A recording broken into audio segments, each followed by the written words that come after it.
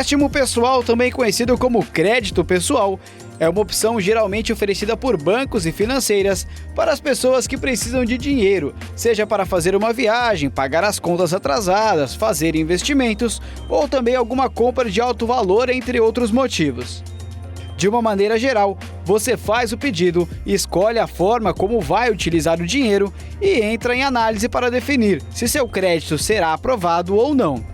Um ponto muito importante: atente-se às taxas de juros oferecidas e às condições de pagamento para que assim não tenha nenhum problema com a empresa. Falando em problemas, o que não falta no Brasil são casos de consumidores que tenham tido problemas em diversas áreas, com contratações e prestações de serviços.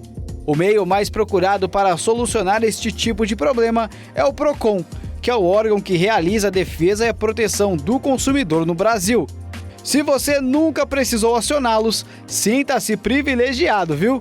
Gostou do assunto? Então fique conosco, porque hoje no Bendita Hora você vai saber tudo sobre o empréstimo pessoal e também seus direitos como consumidor.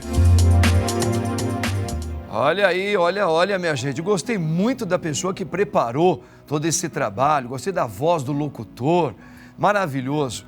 Agora eu tenho alegria para a gente tratar sobre esse assunto aqui, uma jovem doutora advogada, a nossa querida Bruna Kusumoto. Bruninha, muito boa tarde. Muito boa tarde, padre. Seja sempre muito bem-vinda aqui na Obrigada. Rede Vida Televisão. Muito conhecida, nosso querido príncipe Paulinho, né? Sim. Conhece bem você. Quase um tio. Quase um tio, né? Que beleza. Ô, Bruna, eu acho que antes da gente fazer aquela pergunta clássica que todos os nossos telespectadores querem saber, uma curiosidade, tá? Assim, já um pouco pela sua experiência, você que é advogada, as pessoas, a questão do empréstimo, quais são as classes sociais, por incrível que pareça, que mais solicitam empréstimo?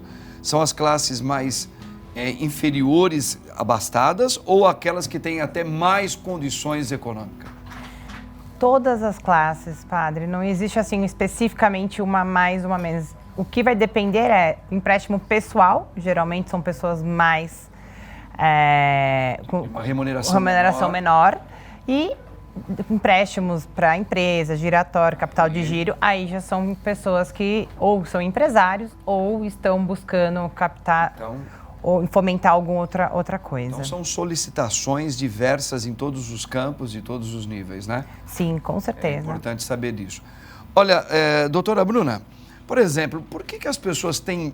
uma das grandes questões por que o empréstimo pessoal, né? Por exemplo, a pessoa ela pensa em fazer um empréstimo, por que cria tanta dúvida na cabeça de uma pessoa quando ela pensa em fazer um empréstimo? Claro, agora eu vou falar também assim como um cidadão brasileiro, que a gente sabe que os juros são altíssimos, né? Porque nenhum empréstimo só se você fazer isso com o irmão, e olha lá, tem irmão seu que ainda vai cobrar juros para você. Mas tudo tem juros, né? Se eu pudesse, eu nunca pediria empréstimo para nada. De verdade. Se eu pudesse, a gente tem que evitar. Sim. O melhor é isso. Mas muitas vezes não vai dar. Você, às vezes, na sua vida pessoal, você vai ter que se deparar com uma solicitação.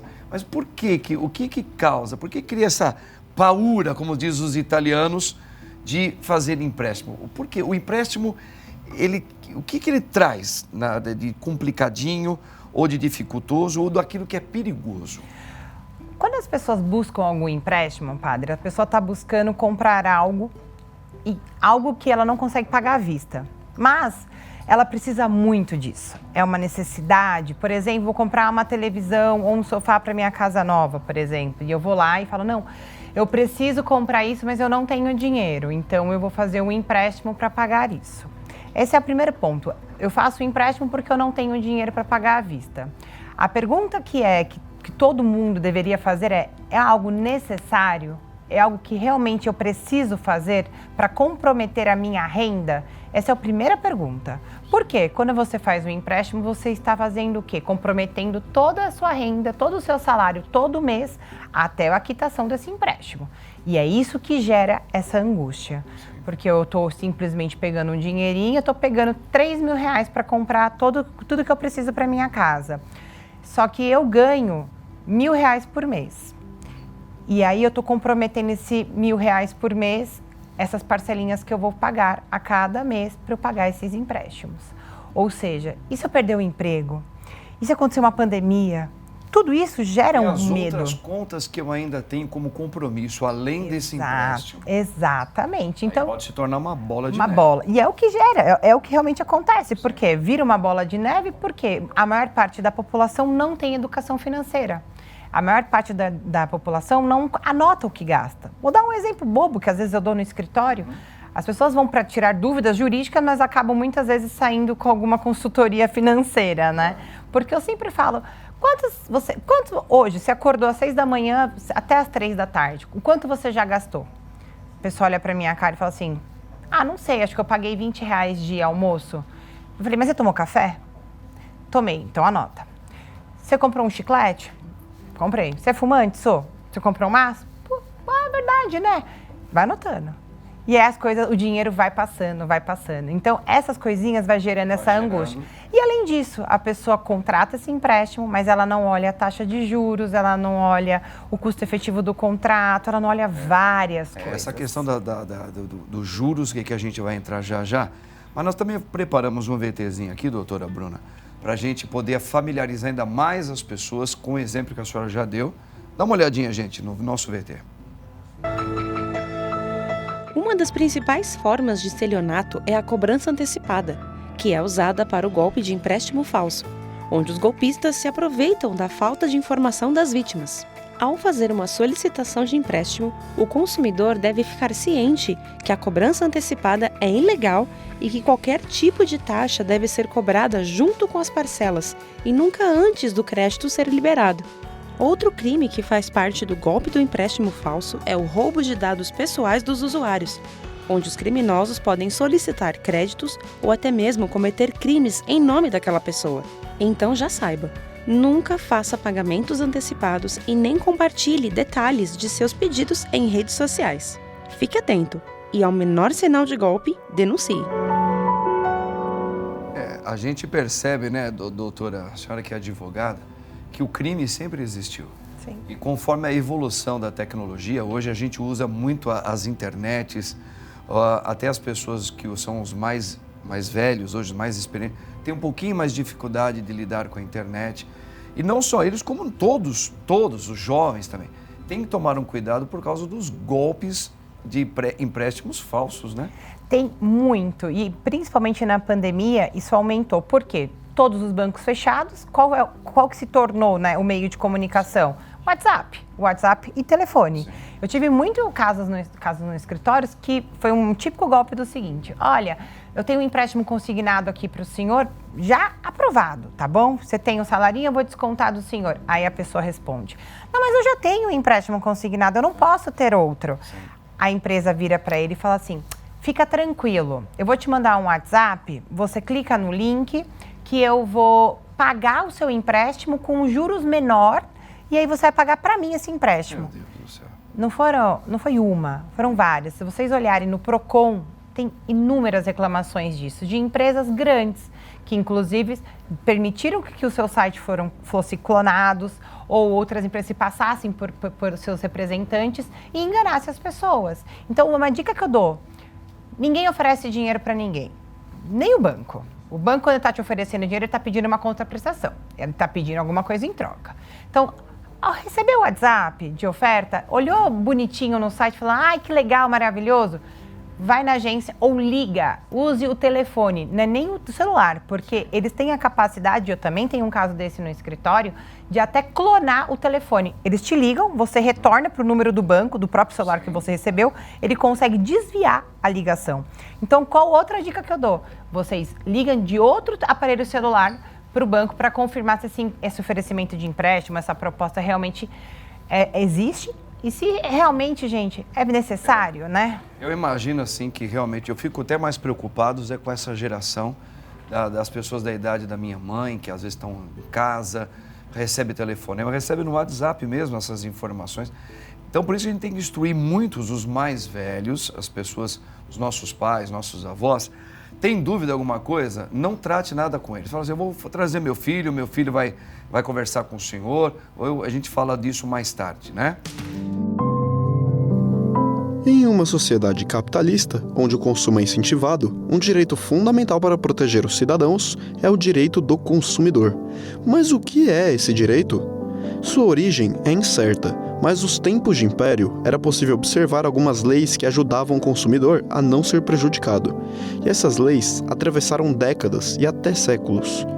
Hoje, o famoso direito do consumidor é constantemente lembrado por sua importância quando alguém vai realizar uma compra e se sente afetado pelo dono ou vendedor do objeto de interesse. Então, sinta-se seguro, a lei está aqui para te proteger, mas mesmo assim, fique atento com golpes que atravessam seu tão precioso direito do consumidor. Olha aí, gente, o direito do consumidor. Isso aqui é uma coisa que talvez muitos brasileiros não entendem isso. E nem sabe que direito é esse, até onde eu posso, até onde eu não posso, até o que eu devo procurar, o que eu devo ali bater em firme. Opa, isso não, eu não, né? Isso agora, quem vai falar um pouquinho disso para nós é ela, nossa querida doutora Bruna. Bruninha, direito do consumidor é uma coisa que poucas pessoas entendem isso, né? Muitas pessoas acham que o direito do consumidor protege apenas o fornecedor. E, na realidade, é bem ao contrário. É o direito para proteger o consumidor. E por que eu falo isso? As pessoas acham, né, e não entendem. Porque falta informação. Quando nós não temos a informação do que é o direito do consumidor, a gente não consegue fazer valer que esse direito seja respeitado e simplesmente exercido. Então, o que eu sempre digo para vocês? Na vida, quem consegue se proteger é quem tem informação. Tem dúvida? Vai em busca de informação. E não é só no Google. Converse com outras pessoas. Infelizmente, a tecnologia hoje em dia faz com que as pessoas cada vez mais conversem com os outros, menos conversem com os outros, né? Fala, não vou mais conversar, vou procurar no Google. E acaba não compartilhando experiências. Então, o direito do consumidor, ele veio para proteger você simplesmente com o primeiro princípio que existe no Código do Consumidor. É o direito à informação. Toda vez que você for comprar algo, contratar algum serviço, por exemplo, contratar um empréstimo bancário, o banco, o fornecedor, ele tem a obrigação de passar todas as informações necessárias sobre o produto ou sobre o serviço. Com isso, ele está cumprindo o Código do Consumidor. Se você não exigir que ele te explique cláusula por cláusula, é obrigação do gerente. Falar, mas não é só assinar. Não é só assinar. Pergunte. Eu falo uma coisa para todo mundo sabe ler, mas compreender aquelas cláusulas é super difícil. É porque as pessoas têm preguiça de ler, que são muitas cláusulas, muitas vezes. E é complexa a forma que eles escrevem. É pequena. De uma maneira bem complexa, cansativa. Exato. E o povo não quer ler. Ele só está olhando o valor que vai caber no meu bolso se eu Pode pagar. já ser até uma pegadinha aí já, né? Exatamente. E é por isso que você deve parar e falar, não, me explica a cláusula 1. O que está escrito aqui? A 2, a 3? Ah, eu quero saber. Eu quero saber Essa é uma a por coisa. uma. Exato. Essa aqui uma. Tá? E vai lendo com ele, tem a obrigação de te responder. Tem a obrigação. Caso contrário, se ele fala, não vou te explicar, você tem que assinar, ele está violando o Código do Consumidor, gente, ele está agindo de forma abusiva, e aí simplesmente você assina um contrato e depois você descobre que não foi isso que você assinou, ou então que ele te vendeu, não é o que está escrito no papel, você pode ingressar com uma ação pedindo a nulidade disso. E a indenização por isso, porque você teve o seu direito lesado. A questão dos juros, a gente tem que entender direitinho, pelos direitos, até que ponto que a pessoa não está pedindo um juro muito além daquilo que é o normal para se pedir nos produtos, né? Isso é uma questão muito importante também, né, Bruninha? A melhor forma de você saber como o juros é abusivo ou não, simplesmente você vai pegar o empréstimo, você vai procurar no mínimo 3 bancos. É o mínimo. Tá. Por quê? Porque cada banco vai te dar uma taxa de juros. Você tendo cada banco uma taxa de juros, você consegue comparar. Ah, um vai dar 1,1, outro vai dar 1,5 e outro vai dar 9,2. Tá. Esse 9 tá alto, tá super abusivo, Muito tá? alto, é claro. Tem algum problema. É. Então, eu consigo verificar aonde está a abusividade nisso ou não. Tá? Por quê? Qual que é o grande problema do mercado? E é uma dica que eu dou para vocês não caírem em golpe, gente. Muitas empresas ligam para você e falam assim, nossa, estamos aqui revendo, vamos fazer uma revisional no seu contrato bancário e vamos diminuir os seus juros. Você vai conseguir pagar parcela só de R$200, porque o resto é tudo juros. Eles falam exatamente assim. E a pessoa fica super feliz e cai num golpe maravilhoso. Por quê? Porque não existe juros abusivo neste caso, por exemplo. Por quê? O banco, ele não tem uma limitação legal de colocar juros de 1%, que eles vendem isso. Ah, é 1% e ponto. Não cabe aos bancos, as instituições bancárias não têm essa limitação. Então, eles podem colocar os juros que eles bem entender. Mas, como é que eu vou saber se é abusivo ou não de maneira simples? Eu vou olhar 3 propostas de juros com outros bancos. Falar, pô, 1,5, 1,9, tá normal. Até o dobro, até o triplo, ainda não é considerado abusivo, gente. Então, observem sempre essa questão. Fazer A essa maneira mais pesquisa rápida. aí. Bruna, mas eu já fiz o empréstimo. Como eu vou saber se é abusivo ou não? Existe uma calculadora do povo, tá? Calculadora do cidadão, na realidade, no Banco Central. Joga no Google, Banco Central, calculadora do cidadão.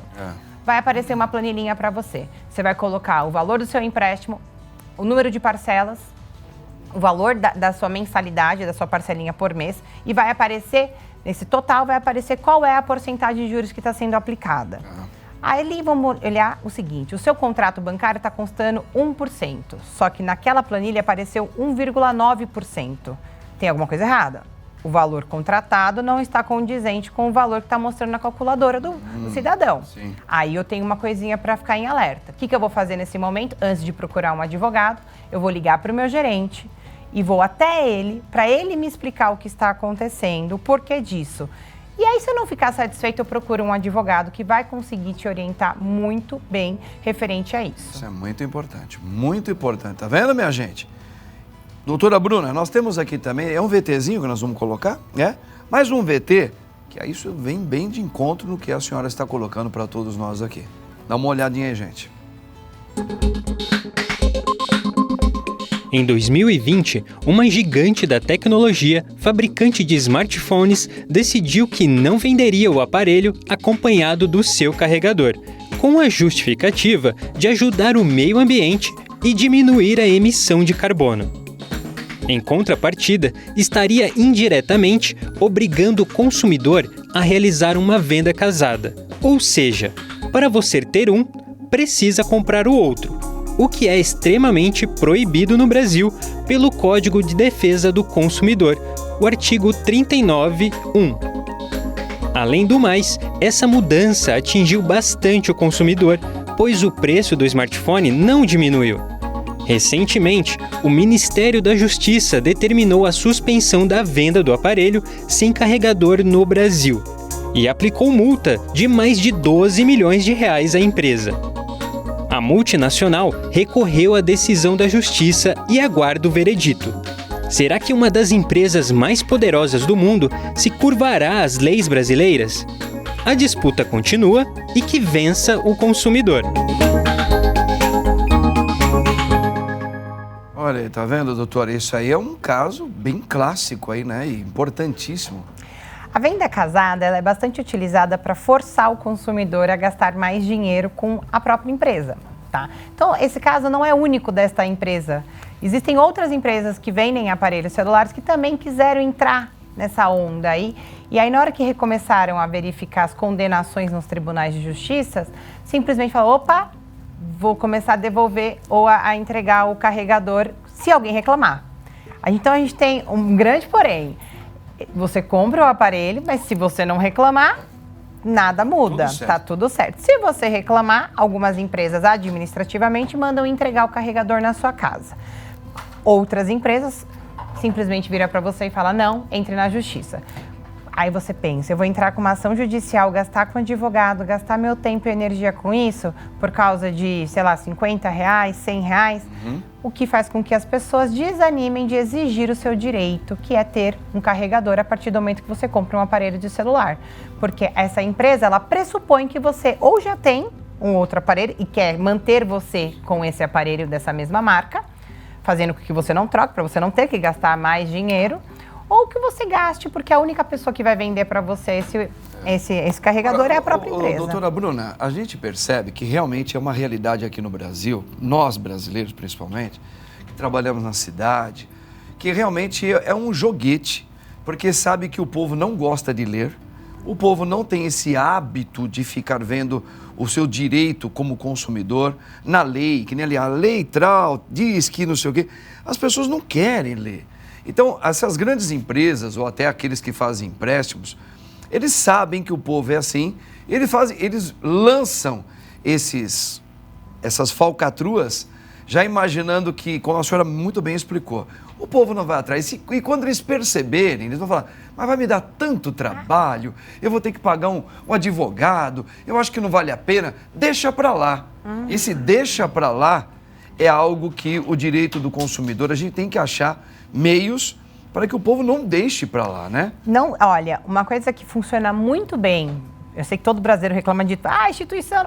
Procon funciona, gente, e funciona muito bem. Reclamações no Procon, e existe um site que eu sempre indico também, que é o consumidor.gov.br, tá? Basta você cadastrar os seus dados ali, você faz uma reclamação online, a empresa é notificada e eu nunca tive uma resposta que não me deu como satisfatória. Então, assim, vale a pena, consumidor.gov.br. Ingresse e faça a sua reclamação. Que bacana. É perfeito para você resolver qualquer problema antes de ingressar com uma ação judicial. E vou te falar só o porquê. Por quê? Eles têm uma pontuação, né? Você tem uma reputação a zelar. Quando você tem reputação e você começa a ter reclamação no Procon, no consumidor.gov, a sua reputação como empresa fica baixíssima. Por isso que eles respondem. Entendi. É um marketing negativo ter reclamação nisso. Olha, doutora, nós temos aqui a Marilta Targa, que ela está sempre junto com a gente, e ela sempre faz grandes perguntas. Ela faz uma pergunta aqui, ó. Boa tarde. Eu comprei sem o carregador há 2 meses antes do veredito e agora tenho algum direito? Paguei quase R$300 no carregador. Olha, Marilda, não tem nenhum problema. Você pode reclamar direto no saque da empresa para te entregar o carregador. Mas eu já comprei. Então você pode ingressar no juizado especial, que você não precisa de advogado lá aí da sua cidade. Procura um juizado especial, joga no Google perto da sua residência. Faça uma reclamação que o próprio judiciário vai notificar a empresa ou para devolver o seu dinheiro de volta e te dar uma reparação por danos morais, porque houve uma abusividade, sim, uma violação ao Código de Defesa do Consumidor, tá? E simplesmente você vai conseguir resolver sua vida, independente de qualquer decisão que ainda esteja suspensa, aguardando um recurso. Isso daí, não houve uma suspensão geral de todos os outros processos. Legal. Agora nós temos mais uma pergunta no VT. Tô gostando, hein? Você vê que a doutora Bruninha aqui, ela fala firme mesmo, não é? Não é essas coisinhas qualquer, né? Que fala, pede uma pergunta para ela, ela fica... Não, ela fala na dedicação de quem conhece. Tem mais uma pergunta aí, ó. Dá uma olhadinha. Oi, padre. Tudo bem? Meu nome é Marisa e eu queria fazer a seguinte pergunta.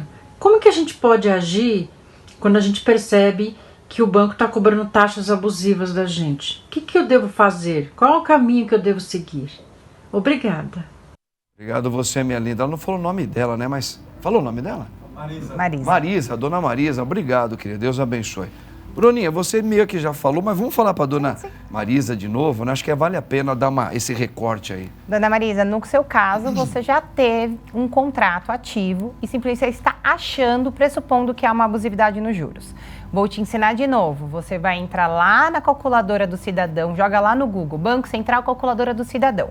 Vai pedir alguns dados do seu contrato, o valor do contrato, o número de parcelas que você parcelou esses empréstimos. Então, colocar R$1.000, parcelei em 24 vezes, tantas parcelas, o valor dessas parcelas. Vai aparecer os juros. Se aparecer uns juros ali diferente do que foi contratado, você tem que chamar o seu gerente e falar, olha, aconteceu isso, eu gostaria de saber o porquê. Tá bom, Bruna, deu uma diferença mínima, mas eu ainda acho que é abusivo. Opa, o que você vai fazer? Você vai olhar outras instituições bancárias e vai falar, olha, eu tenho uma dívida no banco A, você poderia verificar para mim quanto ficaria de juros para eu fazer a portabilidade dessa dívida? Porque você, a priori, vai ter uma noção do quanto é os juros de cada banco. Se o juro está parecido, uma diferença de 0,9%, não é abusivo. Então, você vai ver que está dentro do padrão. Mas mesmo assim, se você tiver alguma dúvida, procure um advogado que ele pode simplesmente estudar isso para você. A única coisa que eu peço, tome muito cuidado com empresas que ligam oferecendo serviço. O Código de Ética da OAB, o Código dos Advogados, não permite a gente oferecer serviço para ninguém. Legal, bacana. Tá vendo, gente? Isso é muito legal. Eu acredito também, né, Bruninha, aqui... Doutora, eu falo Bruninha com muito carinho, né? Mas com muito respeito também, doutora. Na verdade, assim, a gente sabe que hoje a gente está vendo uma geração que ela está muito mais atenta também, né? Sim. Dos seus direitos, está buscando uma geração nova, né? Que hoje sabe até protestar, sabe ir atrás, falar isso aqui está errado. Isso começa, esse movimento novo, ele está tendo um acréscimo aqui no Brasil também. Isso é bom, porque principalmente essa nova geração, eles estão mais aguçados nos seus direitos, né? Eles estão reclamando. eles estão indo atrás. Por exemplo, outro dia eu vi um jovem, eu fiquei assim abismadíssimo. Ele foi fazer uma compra no mercado e uma das caixinhas de leite que ele mandou trazer, uma caixa fechada, tinha 2 caixas de leite que estavam amassadas. O que ele fez? Ele pegou lá o direito do consumidor, ele entrou em contato e reclamou. Falou assim, olha, o artigo tal aqui, desse produto tal, comprei e ele veio danificado 2 caixas de leite. O que aconteceu? A empresa mandou 2 caixas fechadas. Uma, por ele ter passado esse desgosto de ver a cor. Então, essa aqui é de presente e essa aqui foi por aquilo, o dano do dinheiro que o senhor gastou. Isso mesmo. Quer dizer, se nós soubéssemos ir atrás dos direitos que nós temos e com sabedoria, sabendo que eu posso, como a senhora está explicando bem, a gente teria muito mais, não vou nem dizer direito, nós vamos ter as regalias que você tem como consumidor de ver qualquer coisa errada. Eles têm dever de trocar ou devolver, como a senhora falou, né, e dar um novo para você. Só que o problema é que a gente não tem conhecimento disso. E aí, eles não vão reclamar. Tá tudo certo. Tem mais uma perguntinha, doutora. Dá uma olhadinha. Boa tarde, meu nome é Kevin. Gostaria de saber se as lojas são obrigadas a trocar produtos que foram dados de presente? Olha lá. Bom, essa é uma pergunta bem polêmica. Por quê? Para você trocar um presente que foi dado de presente, você tem que informar na hora que você está comprando e falar, é para presente. Por que eu estou dizendo isso? Se você comprou fisicamente, você foi até a loja e comprou, e eu não falei que era para presente nada, se não tiver constando lá na frente do balcão de que você está pagando, troca assim até 30 dias, por exemplo, a empresa não é obrigada a realizar troca. Entendi. Só se tiver defeito ou algum vício no produto. Agora, se você avisou e foi comprado fisicamente, ela é obrigada a trocar tranquilamente. Agora, existe uma outra porém. Se você comprou online, aí sim, a empresa é obrigada a trocar dentro do prazo de 7 dias da entrega do produto e não da efetuação da compra. Chegou o produto, você tem 7 dias para reclamar. As pessoas confundem muito isso. Não, mas eu tenho o direito de reclamar, doutora, e trocar a hora que eu quiser, ou então pedir meu dinheiro de volta. Depende.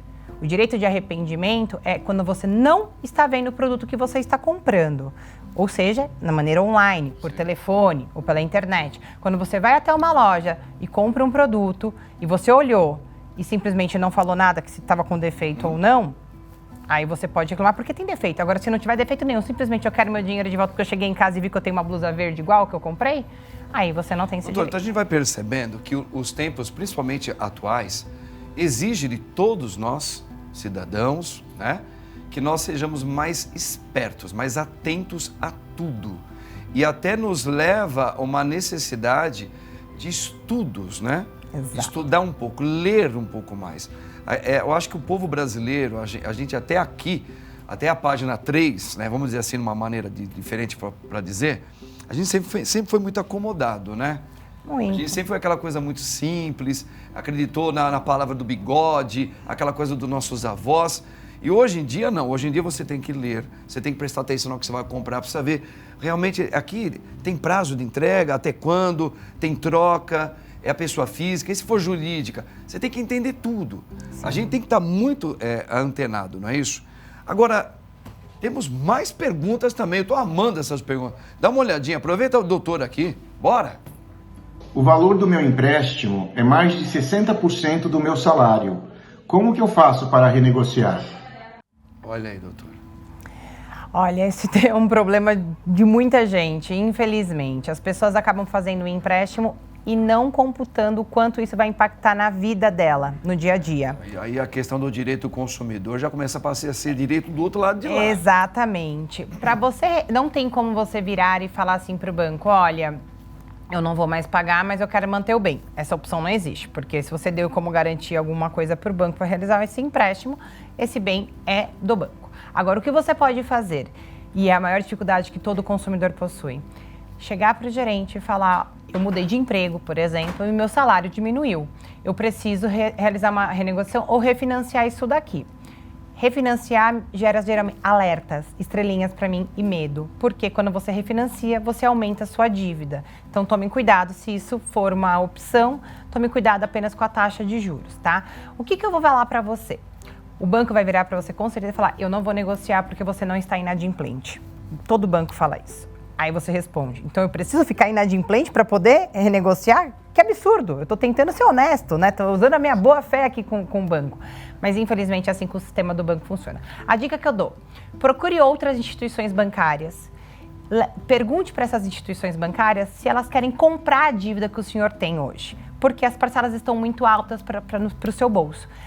O que a gente chama é portabilidade. Você fazendo isso, o outro banco vai olhar e fala assim, ah não, você paga bem, bonitinho, você é pontual, o seu salário é tanto, eu vou pagar a sua dívida, ou esse banco vai pagar a dívida, você vai ficar com a dívida no banco B, por exemplo, com as parcelas que o senhor consegue pagar bonitinho. Essa é a melhor solução. A única dica que eu dou, observe a taxa de juros, tá? Porque as pessoas só olham o valor da parcela.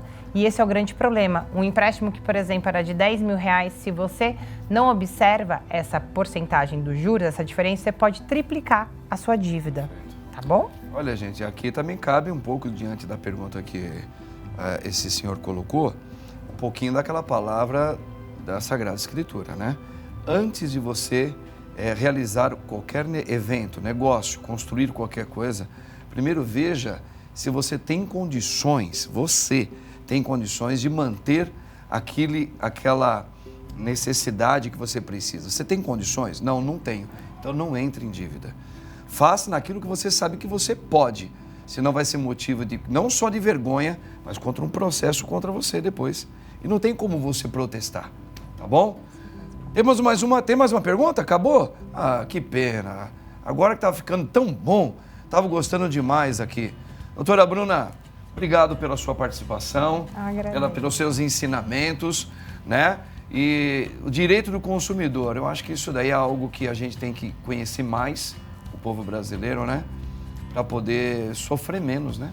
Com certeza, o conhecimento, vamos em busca da informação. Meu Instagram tá sempre, eu sempre recebo perguntas e eu respondo no meu Instagram também, tá bom? Fica tranquilo, é doutora.Bruna Kusumoto.